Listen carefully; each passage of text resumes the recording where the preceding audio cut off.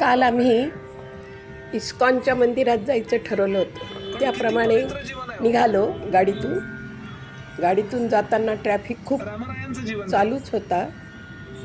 ट्रॅफिकमधून जात आम्ही इस्कॉनच्या मंदिरापर्यंत गेलो.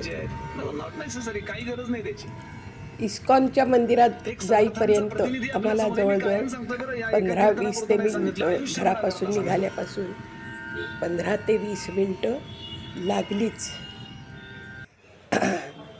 आत गेल्यावर इस्कॉनच्या मंदिरात कृष्ण राधा यांचे सुंदर असं भव्य असं मंदिर नवीन जे बांधलेलं आहे ते पाहिले.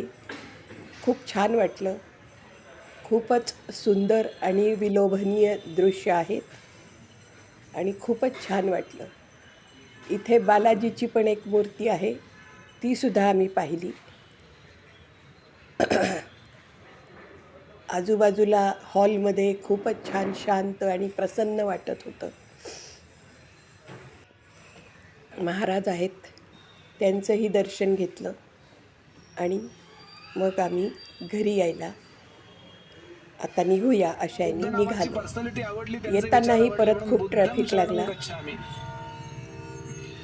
बाहेरची दृश्य पाहत ट्रॅफिक अडवत आम्ही घरी पोहोचलो. घरी पोहोचेपर्यंत आम्हाला बराच वेळ लागला.